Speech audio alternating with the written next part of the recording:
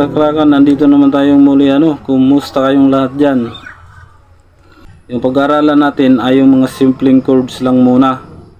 So yun, yung pag-aaralan nating chords ngayon ay yung kanta ng Shackle at yung title niya ay PI.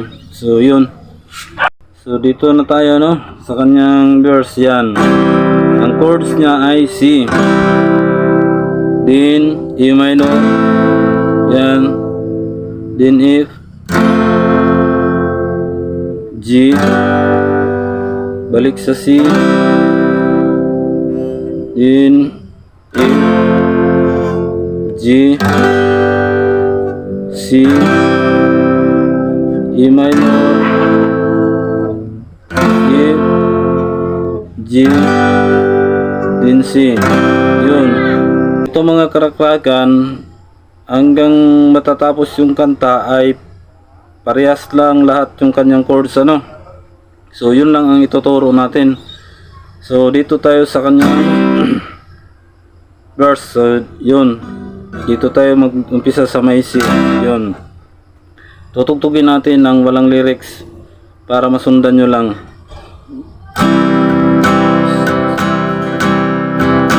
E minor, then F, G, yun, C, F, G, C,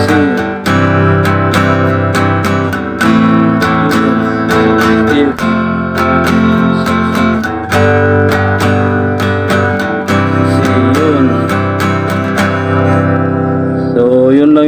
ganun lang yung kanyang chords, at yung kanyang pattern ng strumming ay ganun lang din. Down, down, down, down, E minor, down, down, E, yun, ganyan. Ganyan lang yung kanyang strumming na kanyang strumming ganun lang.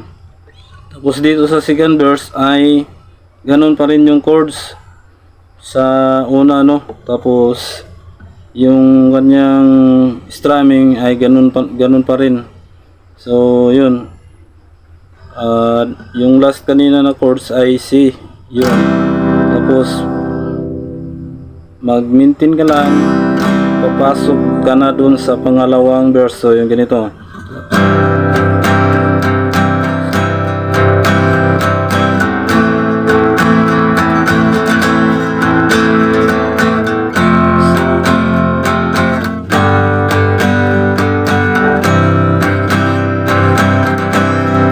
F, tapos G, balik sa C, F, tapos G,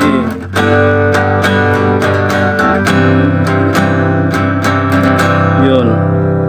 Pagkatapos dyan ay dito naman tayo sa kanyang baba, yung walang ginagawa, ang mga walang awa. So yun, iba naman yung chords dun.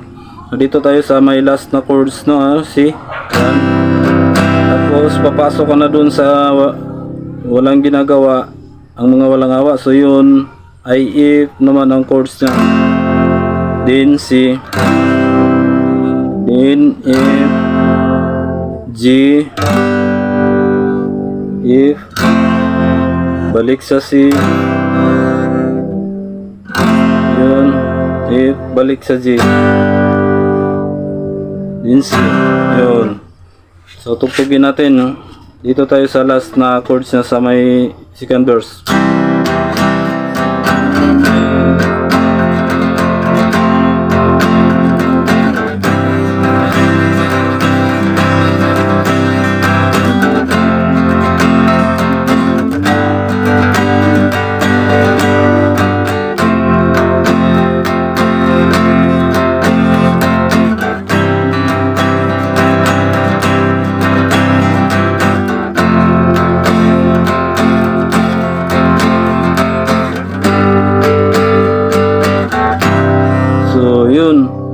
Ganun lang ano, simpleng chords lang mga kakrakan ano.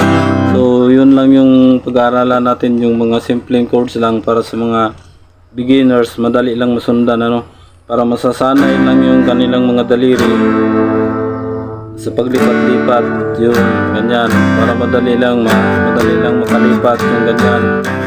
So yun, kaya yung mapapansin nyo, yung mga tinuturo natin ay yung medyo madadaling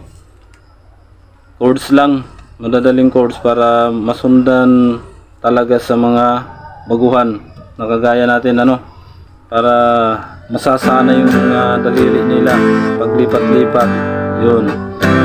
So yun lang yung chords ng buong kanta ano, pabalik-balik lang. So hindi na lang natin ubusin yung buong kanta, kumpletuhin yung buong kanta dahil pabalik-balik lang yung kanyang chords.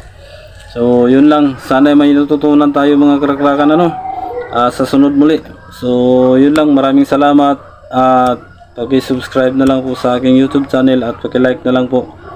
Mulas Vlog, yun lang.